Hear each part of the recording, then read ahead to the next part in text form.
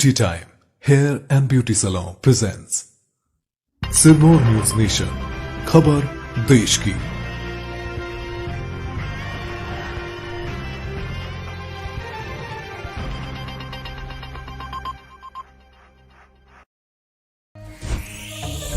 प्रधानमंत्री नरेंद्र मोदी ने देश के नाम अपने संबोधन में 18 साल से ज्यादा उम्र के सभी लोगों को फ्री वैक्सीन का ऐलान कर दिया है।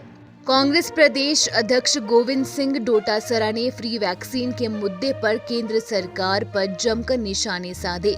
डोटासरा ने कहा कि जब पूरी दुनिया में प्रधानमंत्री की आलोचना होने लगी और बदनामी हुई, तब मजबूरी में उन्हें ये फैसला लेना पड़ा। उन्होंने पुरानी कहावत सुनाकर केंद्र पर तंज भी कसा। पंजाब से पढ़ाई के लिए विदेश जाने के इच्छुक विद्यार्थियों को अब 18 से 45 उम्र ग्रुप के टीकाकरण की प्रक्रिया में प्राथमिकता दी जाएगी। सरकार ने मेडिकल शिक्षा विभाग को निर्देश दिए हैं कि वो जिला को 10% डोज का प्रयोग 18 से 45 उम्र वर्ग की प्राथमिक श्रेणियों के लिए करने की आज्ञा दे। इस सूची में विदेश जाने के इच्छुक विद्यार्थियों के अलावा बुजुर्गों की देखभाल करने वाले व्यक्तियों और अन्य जरूरी प्राथमिक समूहों को शामिल किया जा सकता है। मध्य प्रदेश कांग्रेस की कलह दिल्ली तक पहुंच गई है। मामला 2018 के विधानसभा चुनाव का है।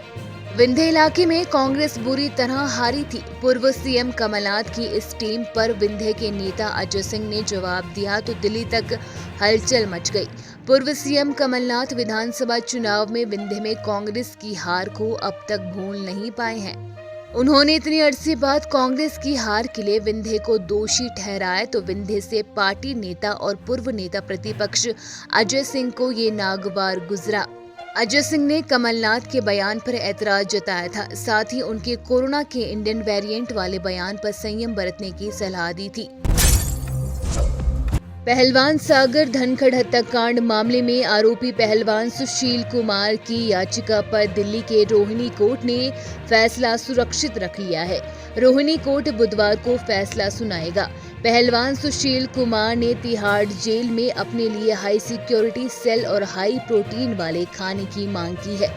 दिल्ली के रोहिणी कोर्ट में आरोपी पहलवान सुशील कुमार की याचिका पर आधे घंटे से ज्यादा देर तक सुनवाई हुई। सुनवाई के दौरान आरोपी पहलवान के वकील ने कोर्ट से कहा है कि जेल में आरोपी सुशील कुमार की जान को खतरा है, लिहाजा वो बाकी आरोपियों की तरह जेल में नहीं रह सकते। हिमाचल प्रदेश के सीएम जयराम ठाकुर 3 दिन के दिल्ली दौरे के बाद शिमला लौट आए हैं। इस दौरान सीएम ने देश के कई केंद्रीय मंत्रियों से मुलाकात की है। डलहौजी का नाम बदलने के सवाल पर सीएम जयराम ठाकुर ने कहा है कि हमें इस तरह की कोई भी जानकारी नहीं मिली है।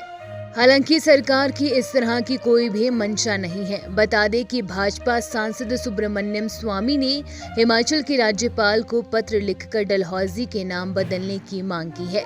उन्होंने नेताजी सुभाष चंद्र बोस के नाम पर इसको नाम रखने की मांग की है। भारत और चीन के बॉर्डर तक जाने वाला महत्वपूर्ण नेशनल हाईवे दुर्घटना के कारण ठप हो गया है। भूस्खलन होने के कारण सोमवार की सुबह ऋषिकेश से दिल्ली जाने वाले हाईवे पर आवागमन बंद हो जाने से लोगों के साथ ही तीर्थ यात्रियों और सुरक्षा बलों को भी काफी परेशानी होने की खबरें हैं। आधिकारिक सूचनाओं में ये भी बताया गया है कि जल्द ही इस अवरुद्ध मार्ग को फिर शुरू किए जाने के लिए जरूरी काम तेजी से किया जा रहा है। कोरोना संक्रमण की रोकथाम के लिए दिल्ली में करीब 2 माह से लॉकडाउन लागू है।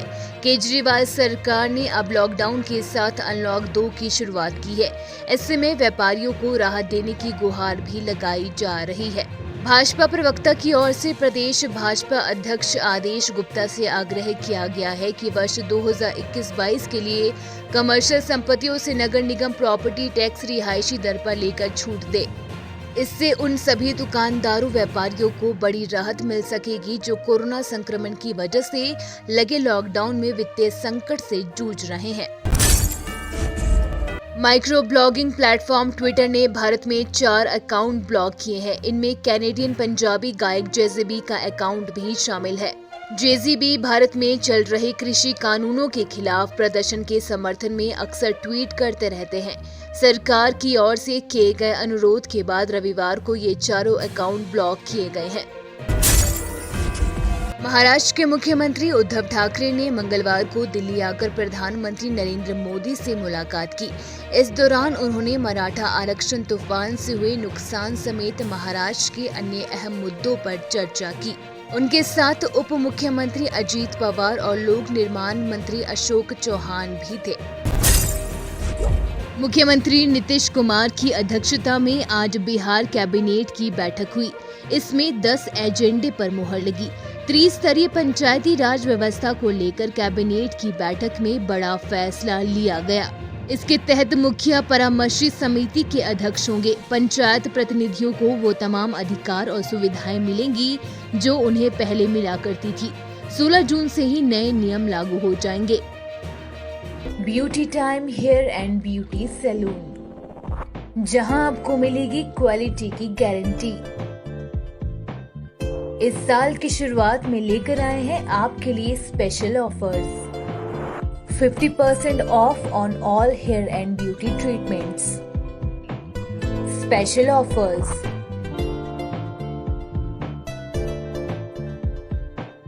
Smoothing for all hair length starts from 3,000 rupees. Hair spa for all length starts from 600 rupees. Global highlights only for 1,000 rupees. Keratin for all lengths starts from 3,000 rupees. We also deals in bridal and basic makeup.